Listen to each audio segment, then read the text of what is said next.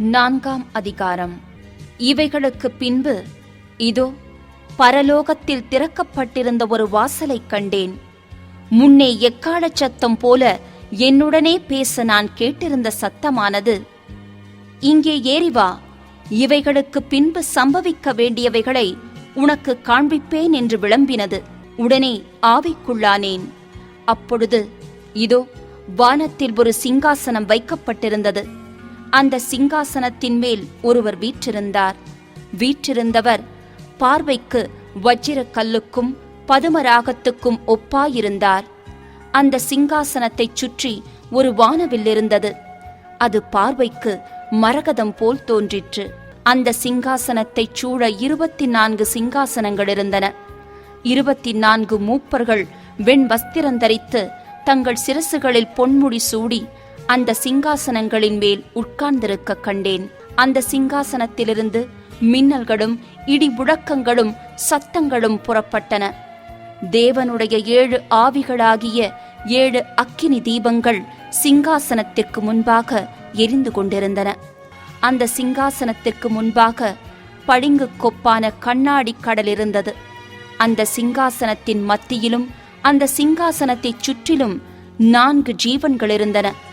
அவைகள் முன்புறத்திலும் பின்புறத்திலும் கண்களால் நிறைந்திருந்தன.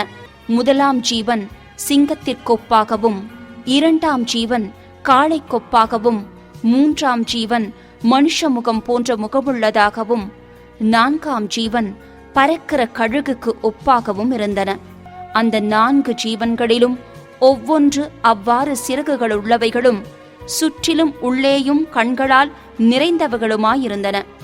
அவைகள் இருந்தவரும் இருக்கிறவரும் வருகிறவருமாகிய சர்வ வல்லமையுள்ள தேவனாகிய கர்த்தர் பரிசுத்தர் பரிசுத்தர் பரிசுத்தர் என்று இரவும் பகலும் ஓய்வில்லாமல் சொல்லிக் கொண்டிருந்தன.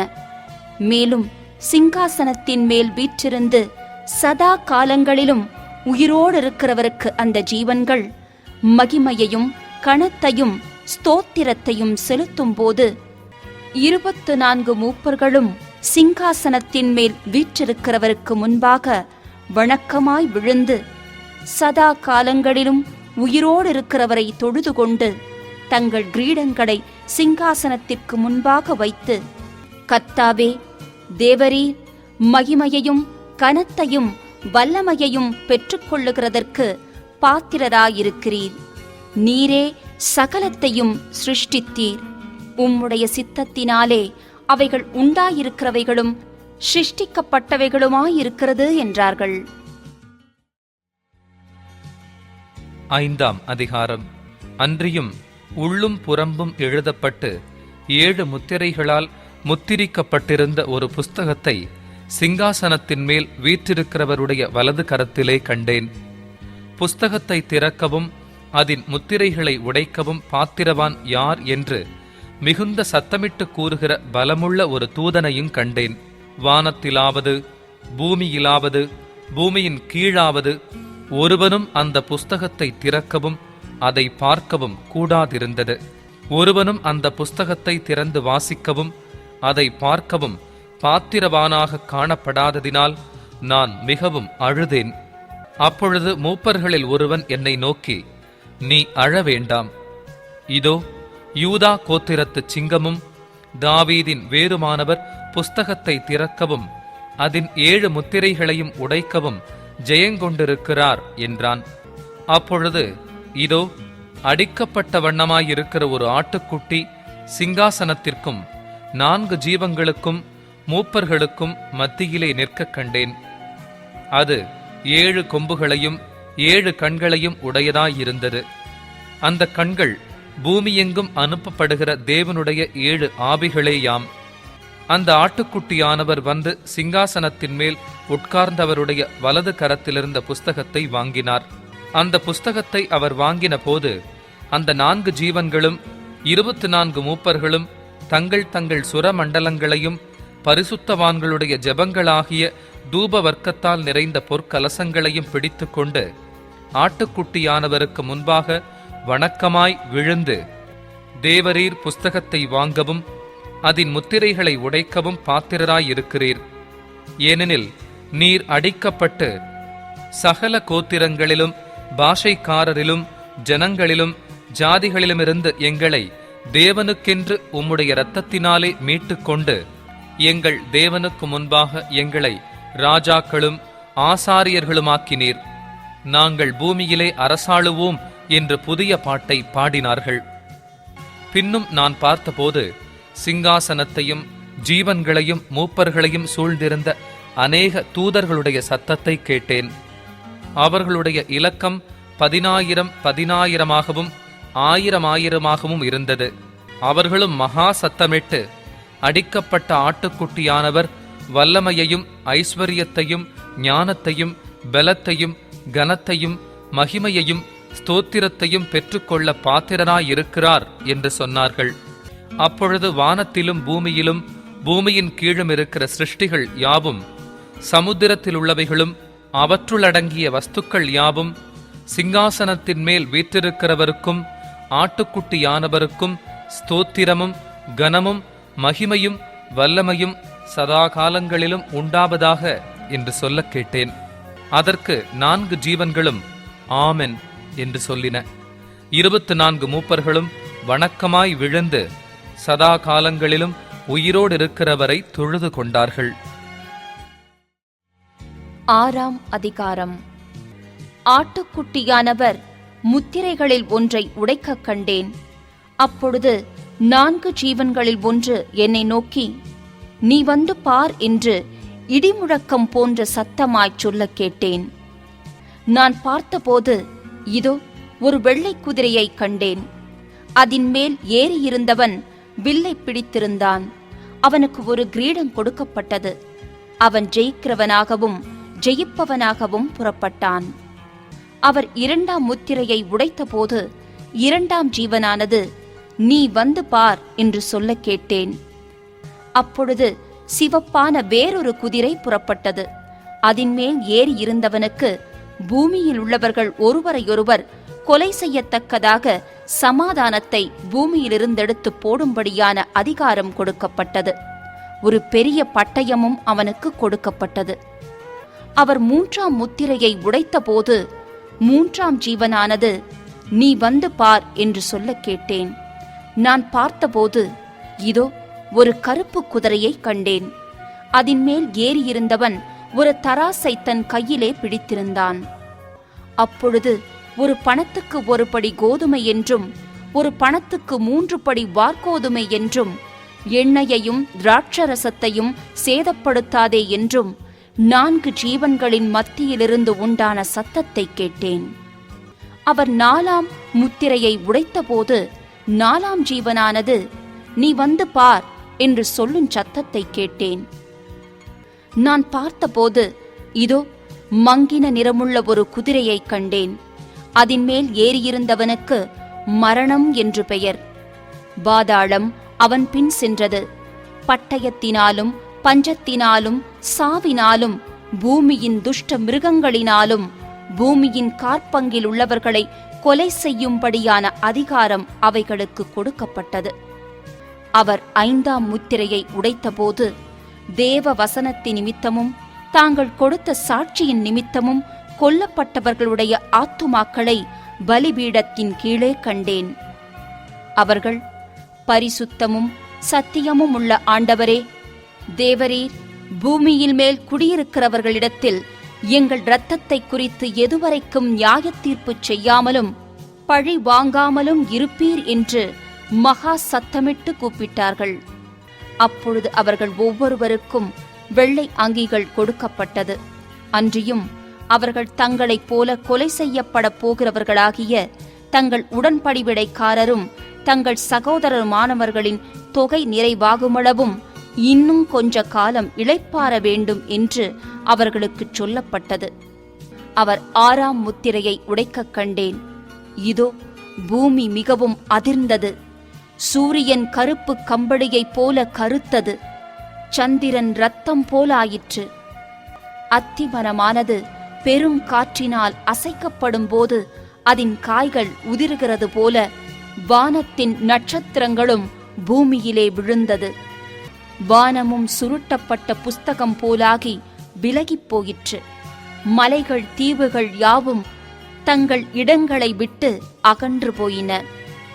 பூமியின் ராஜாக்களும் பெரியோர்களும் ஐஸ்வர்யவான்களும் சேனைத் தலைவர்களும் பலவான்களும் அடிமைகள் யாவரும் சுயாதீனர் யாவரும் பர்வதங்களின் குகைகளிலும் கன்மலைகளிலும் ஒளித்துக்கொண்டு பர்வதங்களையும் கன்மலைகளையும் நோக்கி, நீங்கள் எங்கள் மேல் விழுந்து சிங்காசனத்தின் மேல் வீற்றிருக்கிறவருடைய முகத்திற்கும் ஆட்டுக்குட்டியானவருடைய கோபத்திற்கும் எங்களை மறைத்துக் கொள்ளுங்கள். அவருடைய கோபாக்கினையின் மகா நாள் வந்துவிட்டது. யார் நிலைநிற்கக்கூடும் என்றார்கள். 7ஆம் அதிகாரம்.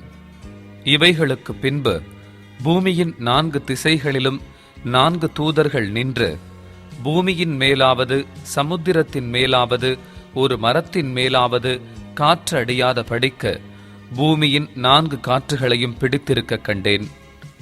ஜீவனுள்ள தேவனுடைய முத்திரை கோலையுடைய வேறொரு தூதன் சூரியன் உதிக்கும் திசையிலிருந்து ஏறி வரக் கண்டேன். அவன் பூமியையும் சமுத்திரத்தையும் சேதப்படுத்துகிறதற்கு அதிகாரம் பெற்ற அந்த 4 தூதரையும் நோக்கி, நாம் நமது தேவனுடைய ஊழியக்காரரின் நெற்றிகளில் முத்திரை போட்டு தீருமளவும் பூமியையும் சமுத்திரத்தையும் மரங்களையும் சேதப்படுத்தாதிருங்கள் என்று மகா சத்தமிட்டு கூப்பிட்டான். முத்திரை போடப்பட்டவர்களின் தொகையை சொல்லக் கேட்டேன். இஸ்ரவேல் புத்திரருடைய சகல கோத்திரங்களிலும் முத்திரை போடப்பட்டவர்கள் 144,000 பேர். யூதா கோத்திரத்தில் முத்திரை போடப்பட்டவர்கள் 12,000. ரூபன் கோத்திரத்தில் முத்திரை போடப்பட்டவர்கள் 12,000. காத் கோத்திரத்தில் முத்திரை போடப்பட்டவர்கள் 12,000. ஆசேர் கோத்திரத்தில் முத்திரை போடப்பட்டவர்கள் 12,000. நப்தலி கோத்திரத்தில் முத்திரை போடப்பட்டவர்கள் 12,000. மனாசே கோத்திரத்தில் முத்திரை போடப்பட்டவர்கள் 12,000. சிமியோன் கோத்திரத்தில் முத்திரை போடப்பட்டவர்கள் 12,000. லேவி கோத்திரத்தில் முத்திரை போடப்பட்டவர்கள் 12,000. இசக்கார் கோத்திரத்தில் முத்திரை போடப்பட்டவர்கள் 12,000. செபுலோன் கோத்திரத்தில் முத்திரை போடப்பட்டவர்கள் 12,000. யோசேப்பு கோத்திரத்தில் முத்திரை போடப்பட்டவர்கள் 12,000. பென்யமீன் கோத்திரத்தில் முத்திரை போடப்பட்டவர்கள் 12,000. இவைகளுக்கு பின்பு நான் பார்த்தபோது, இதோ, சகல ஜாதிகளிலும் கோத்திரங்களிலும் ஜனங்களிலும் பாஷைக்காரரிலுமிருந்து வந்ததும் ஒருவனும் எண்ணக்கூடாததுமான திரளான கூட்டமாகிய ஜனங்கள் வெள்ளை அங்கிகளை தரித்து தங்கள் கைகளில் குருத்தோலைகளை பிடித்து சிங்காசனத்திற்கு முன்பாகவும் ஆட்டுக்குட்டியானவருக்கு முன்பாகவும் நிற்க கண்டேன். அவர்கள் மகா சத்தமிட்டு, இரட்சிப்பின் மகிமை சிங்காசனத்தின் மேல் வீற்றிருக்கிற எங்கள் தேவனுக்கும் ஆட்டுக்குட்டியானவருக்கும் உண்டாவதாக என்று ஆர்ப்பரித்தார்கள். தூதர்கள் யாவரும் சிங்காசனத்தையும் மூப்பர்களையும் 4 ஜீவன்களையும் சூழ நின்று சிங்காசனத்திற்கு முன்பாக முகங்குப்புற விழுந்து தேவனை தொழுது கொண்டு, ஆமென், எங்கள் தேவனுக்கு துதியும் மகிமையும் ஞானமும் ஸ்தோத்திரமும் கனமும் வல்லமையும் பெலனும் சதா காலங்களிலும் உண்டாவதாக, ஆமென் என்றார்கள். அப்பொழுது மூப்பர்களில் ஒருவன் என்னை நோக்கி, வெள்ளை அங்கிகளை தரித்திருக்கிற இவர்கள் யார்? எங்கே இருந்து வந்தார்கள் என்று கேட்டான். அதற்கு நான், ஆண்டவனே, அது உமக்கே தெரியும் என்றேன். அப்பொழுது அவன், இவர்கள் மிகுந்த உபத்திரவத்திலிருந்து வந்தவர்கள். இவர்கள் தங்கள் அங்கிகளை ஆட்டுக்குட்டியானவருடைய இரத்தத்திலே தோய்த்து வெளுத்தவர்கள். ஆனபடியால் இவர்கள் தேவனுடைய சிங்காசனத்திற்கு முன்பாக இருந்து இரவும் பகலும் அவருடைய ஆலயத்திலே அவரை சேவிக்கிறார்கள். சிங்காசனத்தின் மேல் வீற்றிருக்கிறவர் இவர்களுக்குள்ளே வாசமாயிருப்பார். இவர்கள் இனி பசி அடைவதுமில்லை, இனி தாகம் அடைவதுமில்லை. வெயிலாவது உஷ்ணமாவது இவர்கள் மேல் படுவதுமில்லை. சிங்காசனத்தின் மத்தியில் இருக்கிற ஆட்டுக்குட்டியானவரே இவர்களை மேய்த்து இவர்களை ஜீவ தண்ணீர் உள்ள ஊற்றுகள் அண்டைக்கு நடத்துவார். தேவன் தாமே இவர்களுடைய கண்ணீர் யாவையும் துடைப்பார் என்றான். 8ஆம் அதிகாரம். அவர் 7ஆம் முத்திரையை உடைத்தபோது பரலோகத்தில் ஏறக்குறைய அரை மணி நேரமளவும் அமைதல் உண்டாயிற்று. பின்பு தேவனுக்கு முன்பாக நிற்கிற 7 தூதர்களையும் கண்டேன். அவர்களுக்கு 7 எக்காளங்கள் கொடுக்கப்பட்டது. வேறொரு தூதனும் வந்து தூபங்காட்டும் பொற்கலசத்தை பிடித்து பலிபீடத்தின் படியிலே நின்றான். சிங்காசனத்திற்கு முன்பாக இருந்த பொற்பீடத்தின் மேல் சகல பரிசுத்தவான்களுடைய ஜெபங்களோடும் செலுத்தும்படி மிகுந்த தூபவர்க்கம் அவனுக்கு கொடுக்கப்பட்டது. அப்படியே பரிசுத்தவான்களுடைய ஜெபங்களோடும் செலுத்தப்பட்ட தூபவர்க்கத்தின் புகையானது தூதனுடைய கையிலிருந்து தேவனுக்கு முன்பாக எழும்பிற்று. பின்பு அந்த தூதன் தூப கலசத்தை எடுத்து அதை பலிபீடத்து நெருப்பினால் நிரப்பி பூமியிலே கொட்டினான். உடனே சத்தங்களும் இடி முழக்கங்களும் மின்னல்களும் பூமி அதிர்ச்சியும் உண்டாயின. அப்பொழுது 7 எக்காளங்களையுடைய 7 தூதர்கள் எக்காளம் ஊதுகிறதற்கு தங்களை ஆயத்தப்படுத்தினார்கள். முதலாம் தூதன் எக்காளம் ஊதினான். அப்பொழுது இரத்தம் கலந்த கல் மழையும் அக்கினியும் உண்டாகி பூமியிலே கொட்டப்பட்டது. அதனால் மரங்களில் 3 பங்கு வெந்து போயிற்று. பசும் புல்லெல்லாம் எரிந்து போயிற்று. 2ஆம் தூதன் எக்காளம் ஊதினான். அப்பொழுது அக்கினியால் எரிகிற பெரிய மலை போன்றதொன்று சமுத்திரத்திலே போடப்பட்டது. அதனால் சமுத்திரத்தில் 3 பங்கு இரத்தமாயிற்று. சமுத்திரத்திலிருந்த ஜீவனுள்ள சிருஷ்டிகளில் 3 பங்கு செத்துப் போயிற்று. கப்பல்களில் 3 பங்கு சேதமாயிற்று. 3ஆம் தூதன் எக்காளம் ஊதினான். அப்பொழுது ஒரு பெரிய நட்சத்திரம் தீவட்டியைப் போல எரிந்து வானத்திலிருந்து விழுந்தது. அது ஆறுகளில் 3 பங்கின் மேலும் நீரூற்றுகளின் மேலும் விழுந்தது. அந்த நட்சத்திரத்திற்கு எட்டி என்று பெயர். அதனால் தண்ணீரில் 3 பங்கு எட்டியைப் போல கசப்பாயிற்று. இப்படி கசப்பான தண்ணீரினால் மனுஷரில் அநேகர் செத்தார்கள். 4ஆம் தூதன் எக்காளம் ஊதினான். அப்பொழுது சூரியனில் 3 பங்கும், சந்திரனில் 3 பங்கும், நட்சத்திரங்களில் 3 பங்கும் சேதப்பட்டது. அவற்றில் 3 பங்கு இருளடைந்தது. பகலிலும் 3 பங்கு பிரகாசமில்லாமற் போயிற்று. இரவிலும் அப்படியே ஆயிற்று. பின்பு ஒரு தூதன் வானத்தின் மத்தியிலே பறந்து வரக் கண்டேன். அவன் மகா சத்தமிட்டு, இனி எக்காளம் ஊதப்போகிற மற்ற 3 தூதருடைய எக்காளச் சத்தங்களினால் பூமியில் குடியிருக்கிறவர்களுக்கு ஐயோ ஐயோ ஐயோ ஆபத்து வரும் என்று சொல்லக் கேட்டேன். 9ஆம் அதிகாரம். 5ஆம் தூதன் எக்காளம் ஊதினான். அப்பொழுது வானத்திலிருந்து பூமியின் மேல் விழுந்த ஒரு நட்சத்திரத்தை கண்டேன். அவனுக்கு பாதாள குழியின் திறவுகோல் கொடுக்கப்பட்டது. அவன் பாதாள குழியை திறந்தான். உடனே பெருஞ்சூளையின் புகையைப் போல அந்த குழியிலிருந்து புகை எழும்பிற்று. அந்த குழியின் புகையினால் சூரியனும் ஆகாயமும் அந்தகாரப்பட்டது. அந்த புகையிலிருந்து வெட்டுக்கிளிகள் புறப்பட்டு பூமியின் மேல் வந்தது. அவைகளுக்கு பூமியிலுள்ள தேள்களின் வல்லமை கொப்பான வல்லமை கொடுக்கப்பட்டது. பூமியின் புல்லையும் பசுமையான எந்த பூண்டையும் எந்த மரத்தையும் சேதப்படுத்தாமல் தங்கள் நெற்றிகளில் தேவனுடைய முத்திரையை தரித்திராத மனுஷரை மாத்திரம் சேதப்படுத்த அவைகளுக்கு உத்தரவு கொடுக்கப்பட்டது. மேலும் அவர்களை கொலை செய்யும் படிக்கு அவைகளுக்கு உத்தரவு கொடுக்கப்படாமல் 5 மாதம் அளவும் அவர்களை வேதனைப்படுத்தும் படிக்கு உத்தரவு கொடுக்கப்பட்டது. அவைகள் செய்யும் வேதனை தேளானது மனுஷரை கொட்டும் போது உண்டாகும் வேதனையைப் போலிருக்கும். அந்நாட்களில் மனுஷர்கள் சாவை தேடியும் அதை காணாதிருப்பார்கள். சாக வேண்டுமென்று ஆசைப்படுவார்கள். சாவோ அவர்களுக்கு விலகி ஓடிப்போம்.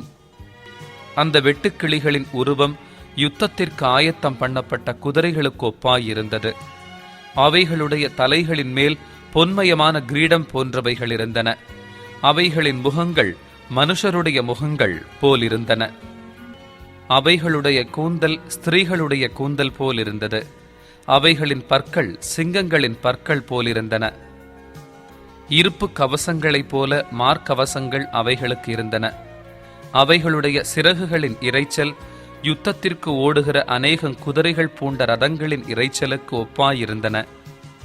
அவைகள் தேள்களின் வாள்களுக்கு ஒப்பான வாள்களையும் அந்த வாள்களில் கொடுக்குகளையும் உடையவைகளாய் இருந்தன. அவைகள் 5 மாதமளவும் மனுஷரை சேதப்படுத்துவதற்கு அதிகாரம் உடையவைகளாயிருந்தன. அவைகளுக்கு ஒரு ராஜன் உண்டு. அவன் பாதாளத்தின் தூதன். எபிரெய பாஷையிலே அபெத்தோன் என்றும் கிரேக்கு பாஷையிலே அப்பொல்லியோன் என்றும் அவனுக்கு பெயர். முதலாம் ஆபத்து கடந்து போயிற்று.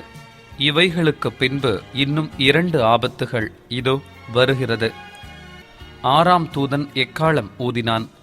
அப்பொழுது தேவனுக்கு முன்பாக இருந்த பொற்பீடத்தின் 4 கொம்புகளிலுமிருந்து ஒரு சத்தம் தோன்றி எக்காளத்தை பிடித்திருந்த 6ஆம் தூதனை நோக்கி, ஐபிராத் என்னும் பெரிய நதியண்டையிலே கட்டப்பட்டிருக்கிற 4 தூதர்களையும் அவிழ்த்து விடு என்று சொல்ல கேட்டேன். அப்பொழுது மனுஷரில் 1/3 பங்கை கொல்லும்படிக்கு 1 மணி நேரத்திற்கும் 1 நாளுக்கும் 1 மாதத்திற்கும் 1 வருஷத்திற்கும் ஆயத்தமாக்கப்பட்டிருந்த அந்த 4 தூதர்களும் அவிழ்த்து விடப்பட்டார்கள். குதிரை சேனைகளாகிய இராணுவங்களின் தொகை 20 கோடியாயிருந்தது. அவைகளின் தொகையை சொல்ல கேட்டேன். குதிரைகளையும் அவைகளின் மேல் ஏறி இருந்தவர்களையும் நான் தரிசனத்தில் கண்ட விதமாவது, அவர்கள் அக்கினி நிறமும் நீல நிறமும் கந்தக நிறமுமான மார்க்கவசங்களையுடையவர்களாயிருந்தார்கள். குதிரைகளுடைய தலைகள் சிங்கங்களின் தலைகளைப் போலிருந்தன. அவைகளுடைய வாய்களிலிருந்து அக்கினியும் புகையும் கந்தகமும் புறப்பட்டன. அவைகளுடைய வாய்களிலிருந்து புறப்பட்ட அக்கினி, புகை, கந்தகம் என்னும் இம்மூன்றினாலும் மனுஷரில் 1/3 பங்கு கொல்லப்பட்டார்கள். அந்த குதிரைகளின் வல்லமை அவைகளுடைய வாயிலேயும் வாள்களிலேயும் இருக்கிறது. அவைகளுடைய வாள்கள் பாம்புகளுக்கு ஒப்பானவைகளாயும் தலைகள் உள்ளவைகளுமாயும் இருக்கிறது. அவைகளாலே சேதப்படுத்துகிறது. அப்படியிருந்தும் அந்த வாதைகளால் கொல்லப்படாத மற்ற மனுஷர்கள் பேய்களையும் பொன், வெள்ளி, செம்பு, கல்மரம் என்பவைகளால் செய்யப்பட்டவைகளாயும் காணவும் கேட்கவும் நடக்கவும் ஆட்டாதவைகளுமாயும் இருக்கிற விக்கிரகங்களையும் வணங்காத படிக்க தங்கள் கைகளின் கிரியைகளை விட்டு மனம் திரும்பவும் இல்லை. தங்கள் கொலை பாதகங்களையும் தங்கள் சூனியங்களையும் தங்கள் வேசித்தனங்களையும் தங்கள் களவுகளையும் விட்டு மனம் திரும்பவும் இல்லை. 10ஆம் அதிகாரம்.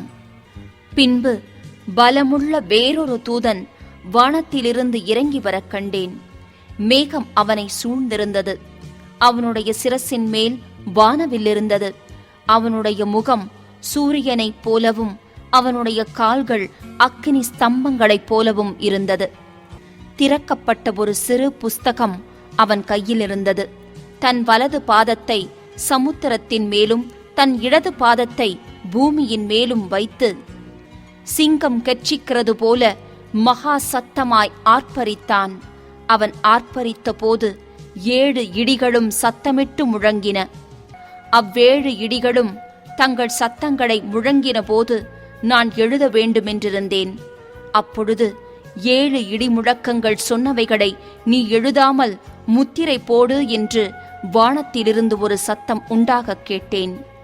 சமுத்திரத்தின் மேலும் பூமியின் மேலும் நிற்கிறதாக நான் கண்ட தூதன் தன் கையை வானத்திற்கு நேராக உயர்த்தி, இனி காலம் செல்லாது, ஆனாலும் தேவன் தம்முடைய ஊழியக்காரராகிய தீர்க்க தரிசிகளுக்கு சுவிசேஷமாய் அறிவித்தபடி 7ஆம் தூதனுடைய சத்தத்தின் நாட்களிலே அவன் எக்காளம் ஊதப்போகிற போது தேவ ரகசியம் நிறைவேறும் என்று வானத்தையும் அதில் உள்ளவைகளையும் பூமியையும் அதில் உள்ளவைகளையும் சமுத்திரத்தையும் அதில் உள்ளவைகளையும் சிருஷ்டித்தவரும் சதா காலங்களிலும் உயிரோடு இருக்கிறவருமானவர் மேல் ஆணையிட்டு சொன்னான். நான் வானத்திலிருந்து பிறக்க கேட்ட சத்தம் மறுபடியும் என்னுடனே பேசி, சமுத்திரத்தின் மேலும் பூமியின் மேலும் நிற்கிற தூதனுடைய கையிலிருக்கும் திறக்கப்பட்ட சிறு புஸ்தகத்தை நீ போய் வாங்கிக்கொள் என்று சொல்ல, நான் தூதனிடத்தில் போய் அந்த சிறு புஸ்தகத்தை எனக்கு தாரும் என்றேன். அதற்கு அவன், நீ இதை வாங்கி புசி, இது உன் வயிற்றுக்கு கசப்பாயிருக்கும், ஆகிலும் உன் வாய்க்கு இது தேனைப் போல மதுரமாயிருக்கும் என்றான். நான் அந்த சிறு புஸ்தகத்தை தூதனுடைய கையிலிருந்து வாங்கி அதை புசித்தேன். என் வாய்க்கு அது தேனைப் போல மதுரமாயிருந்தது. நான் அதை புசித்தவுடனே என் வயிறு கசப்பாயிற்று. அப்பொழுது அவன் என்னை நோக்கி, நீ மறுபடியும் அநேக ஜனங்களையும் ஜாதிகளையும் பாஷைக்காரரையும் ராஜாக்களையும் குறித்து தீர்க்க தரிசனம் சொல்ல வேண்டும் என்றான்.